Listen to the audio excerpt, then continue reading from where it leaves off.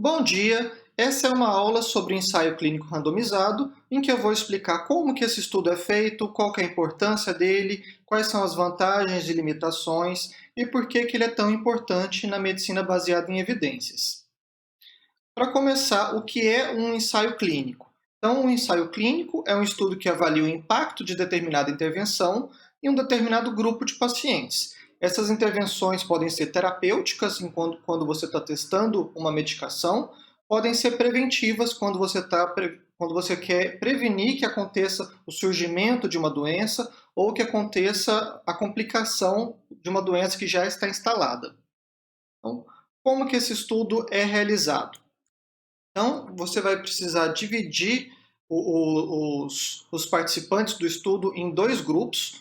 Um grupo chamado de grupo teste, ou de grupo intervenção, ou de grupo experimental, em que você vai testar a intervenção nova, e um grupo controle, em que você vai testar a intervenção padrão, o tratamento usual, ou um placebo. Posteriormente, você vai acompanhar esses grupos, observar como que eles evoluíram ao longo do tempo, e aí vai avaliar o desfecho que cada um desses grupos teve e comparar um com o outro. O desfecho pode ser muito variável de acordo com o ensaio clínico, pode ser mortalidade total, mortalidade por uma causa específica, prevenção de determinada complicação, melhora clínica por escalas padronizadas respondidas tanto pela equipe de saúde quanto por escalas autorrespondidas pelo paciente. Então, são vários desfechos diferentes que podem ser avaliados. Bom, as funções do ensaio clínico randomizado vão incluir avaliar a eficácia de determinada medicação. A eficácia se refere à ação terapêutica que ela tem em um cenário ideal, em que você tem certeza que a pessoa toma a medicação todos os dias, em horários regulares. É diferente da efetividade, em que você observa o quão aquela medicação é terapêutica num cenário de vida real. Um exemplo clássico disso é o uso de contraceptivo por via oral, de preservativo masculino. A eficácia desses métodos, ou seja, a eficácia no ambiente perfeito, com o uso perfeito do contraceptivo, se eu não me engano é 97%, 98%. Já a efetividade, quando a pessoa esquece de tomar medicação, atrasa, etc., ela já pode cair para 90%. Então, eficácia, cenário ideal, efetividade, mundo real. Tá? Também pode ser, então, e o ensaio clínico randomizado, como eu já falei, ele pode avaliar intervenções terapêuticas ou intervenções preventivas. As características do ensaio clínico randomizado, ele é um estudo intervencionista, você está fazendo uma intervenção em um grupo de pacientes, diferente do que acontece, por exemplo, em estudos observacionais, como de coorte, estudos transversais, estudos de caso controle, em que você está observando a evolução natural daquela doença, sem fazer nenhuma intervenção ativa no grupo em que está sendo estudado. É um estudo prospectivo, então você acompanha os pacientes ao longo do tempo, diferente de estudos retrospectivos, como é o caso do caso controle, em que você já tem o desfecho acontecendo e está olhando para trás se a pessoa foi exposta ou não a determinados fatores de risco. Ele equivale à fase 3 do teste de uma nova medicação, eu já explico sobre essas fases. E o resultado que pode se trazer com um ensaio clínico randomizado é o risco relativo, no caso de variáveis categóricas dicotômicas, como, por exemplo, morte, ou a diferença das médias, que é o caso de quando as variáveis são longitudinais, como, por exemplo, dias de internação, ou uma escala contínua de níveis de dor, por exemplo, escalas de depressão e de ansiedade, por aí vai. E outras informações que o ensaio clínico randomizado também pode trazer é o risco absoluto, tanto do grupo intervenção quanto do grupo controle, a redução do risco absoluto, número necessário para tratar e número necessário para causar dano. Então, as fases para aprovação de uma nova medicação vão da fase pré-clínica até a fase 4. A fase pré-clínica se refere a testes in vitro, estudos com animais, quando você está estudando a molécula sem trabalhar com seres humanos. A fase 1 ela já pode ser feita inicialmente em voluntários saudáveis, porque o objetivo não é testar se a medicação é eficaz, se ela é efetiva, e sim observar se ela é tolerável em termos de efeito colateral, se ela é segura. Você quer estudar as características farmacocinéticas dessa medicação, ou seja, a absorção dela, biodisponibilidade, distribuição, etc. Nessa fase, o número de pessoas testadas é geralmente pequeno, e você vai buscar assim, qual que seria a dose aceitável para se usar essa medicação, de acordo com os efeitos colaterais ou toxicidade que ela apresenta. A fase 2 ela já é feita com um número maior de pacientes. Aqui já é feita com pacientes, não com voluntários saudáveis. Você vai buscar já estabelecer uma relação de dose, efeito, eficácia e efeitos colaterais da medicação. A fase 3 que ela vai entrar no ensaio clínico randomizado propriamente dito, em que é feito da forma como a gente já descreveu. Uma vez que a medicação tem um ensaio clínico randomizado, em que você mostra que ela é eficaz para o tratamento de determinada condição, que os efeitos colaterais são toleráveis, que ela é segura, a medicação e a medicação pode entrar no mercado, é, o estudo continua para se acompanhar o efeito dessa medicação já utilizada para uma população muito maior que o ensaio clínico poderia fazer. Então, nessa fase 4, que é chamada vigilância pós-comercialização, você vai querer buscar efeitos colaterais raros, você vai querer buscar ação da medicação a longo prazo, um prazo maior do que o que pôde ser feito durante o ensaio clínico randomizado.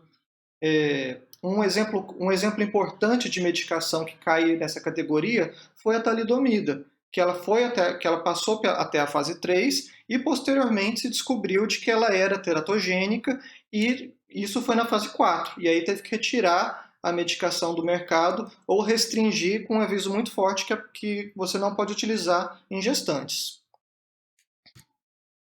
Possíveis vieses que podem acontecer no ensaio clínico vão incluir o viés de seleção, quer dizer, ao dividir o grupo intervenção e o grupo controle, se você escolhe as pessoas que você já acha que vão melhorar de qualquer forma no grupo da intervenção e coloca os pacientes mais graves no grupo controle, você pode ter um grande viés que as pessoas melhoraram não pela medicação, mas pelas pessoas que estavam no grupo. E existem muitas características individual da população de cada grupo que podem interferir no desfecho, tanto variáveis conhecidas quanto variáveis desconhecidas.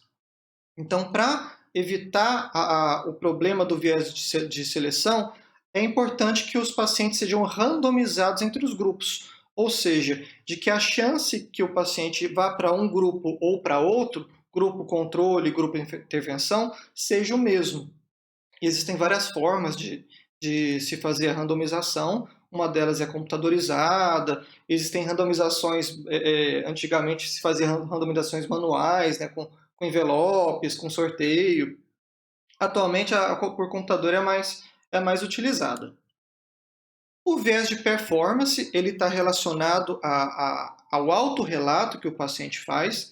Então, se for um estudo em que o próprio paciente relata a melhora que ele teve através de escalas autorrespondíveis, se o paciente sabe que ele está tomando placebo, ele pode já ficar mais chateado, ele sabe que está tomando uma pílula de farinha, que não vai adiantar muita coisa, e pode relatar uma melhora pior.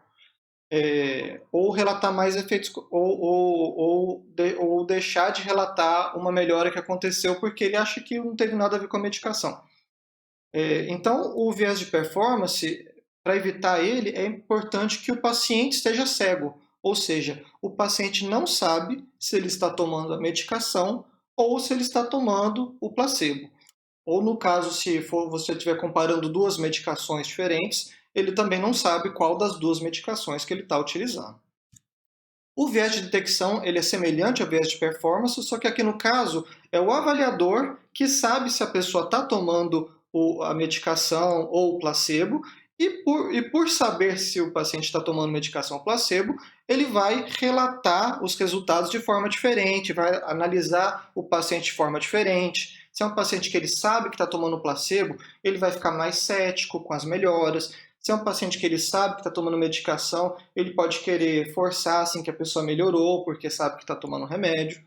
Então, por conta do viés de detecção, é importante que o avaliador também esteja cego. E quando tanto o paciente está cego, quanto quando o avaliador está cego, isso é chamado de estudo duplo cego. Bom, além desses vieses, outro viés que pode acontecer é o viés de atrito ou viés de sobrevivente, que o que acontece é que parte dos participantes de um estudo podem abandonar o estudo ao longo do acompanhamento. Isso pode acontecer por várias causas diferentes, como, por exemplo, o paciente mudou de cidade, então não tem como mais acompanhar naquele estudo, ele quis abandonar o estudo por motivos pessoais, ou por indicação médica, de que surgiu uma contraindicação, ou surgiu uma complicação que ele não pode mais seguir naquele estudo. Às vezes o paciente morreu, às vezes o paciente abandonou o estudo porque não tolerou efeitos colaterais, seja do grupo intervenção ou do grupo controle. Então, quando um estudo perde muitos pacientes, fica difícil interpretar os resultados dele quando você não sabe o porquê que a pessoa parou de perder o segmento naquele estudo. Algumas referências colocam que a perda de mais de 20% dos pacientes torna o estudo ininterpretável. E alguns estudos tentam acompanhar e dizer por que a pessoa abandonou o estudo, especialmente se for por questão de morte, por questão de intolerância à medicação ou por outros motivos. Mas muitas vezes não é possível saber por que a pessoa perdeu o segmento daquele estudo. E o último viés que pode acontecer é o viés de publicação, em que os estudos com resultados positivos têm uma chance maior de serem publicados do que estudos com resultados negativos que não encontram associação. E isso é um problema muito grande por causa que você saber que uma intervenção não é efetiva pode ser tão importante quanto saber quais intervenções são efetivas, até para evitar novos estudos em cima de um tema em que você já percebeu que é ineficaz, ou no caso, quando você vai agrupar os estudos numa revisão sistemática, fazendo uma meta-análise, você ter os dois lados da moeda. Bom, esses são os vieses que os livros colocam a respeito de ensaios clínicos randomizados, mas existem outros vieses que podem acontecer também e que não sei por que motivo não se fala tanto sobre eles. Então, no caso de viés de seleção, aqui saindo do ensaio clínico randomizado, existe muito estudo hoje que é feito de forma online, e esses estudos têm um viés de seleção inerente, quer dizer, você já está excluindo toda a população que não tem acesso à internet, você está excluindo as pessoas que não têm interesse em responder aquele questionário, você está selecionando com maior frequência as pessoas que têm interesse no tema do estudo e que vão querer responder o questionário. Então, assim, é muito comum estudo de coleta de dados pela internet, e esses estudos têm sempre um viés de seleção muito importante.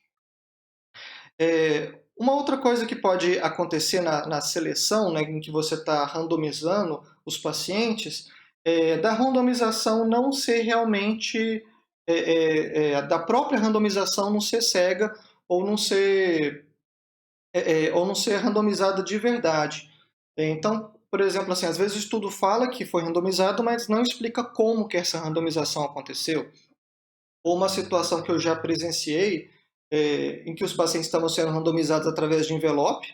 Então você tinha que os envelopes estavam numa ordem numérica, mas o pessoal dava um jeitinho de trocar a ordem dos envelopes e abrir o envelope. Ah, veio tal medicação, não quero essa. Ponho de volta no envelope, guardo e busco outro envelope para ter a medicação que eu quero aplicar naquele paciente. Então você está acabando com a randomização ao fazer isso. Uma outra coisa que existe relato na literatura são quando existe a comparação do placebo com uma intervenção nova, dos pacientes trocarem o remédio que eles recebem para garantir que pelo menos um pouco de remédio eu tenho. Eu não sei se eu estou com placebo, com a medicação, mas trocando a pílula com os meus colegas, a gente sabe que todo mundo está recebendo um pouquinho de medicação. Bom, e o viés de detecção, por exemplo, às vezes, mesmo quando o avaliador está cegado, às vezes ele faz uma avaliação ruim, ele preenche os dados de qualquer jeito, chuta os dados da cabeça dele ao invés de coletar os dados. Então, e isso assim vai afetar o resultado da pesquisa. No papel a pesquisa está perfeita, mas na prática a coleta de dados foi feita de forma ruim. Bom, existem situações ainda em que não situações em que não é possível randomizar os pacientes e situações em que não é possível cegar o paciente e cegar o avaliador. Então, por exemplo, se você estiver avaliando o efeito da atividade física, a pessoa que está fazendo atividade física sabe que ela está fazendo atividade física. Ou se você estiver avaliando o efeito da acupuntura, a pessoa que está aplicando a acupuntura sabe que a acupuntura está sendo feita. Mesma coisa para a cirurgia. Nessas situações, uma estratégia que pode ser feita é o avaliador ser uma pessoa diferente da que realizou o procedimento, para que ela possa avaliar de forma neutra, sem saber se o paciente passou por cirurgia, passou por acupuntura, ou qualquer que seja o procedimento em que a pessoa que conduziu a intervenção não tem como ser cegada.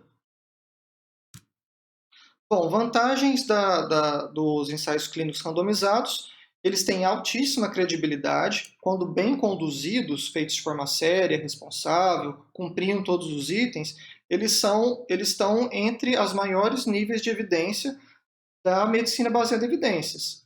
Então, eles podem avaliar ainda múltiplos desfechos diferentes. O mesmo ensaio clínico randomizado pode avaliar mortalidade total, mortalidade por causas específicas, melhora sintomática, redução de complicações, etc.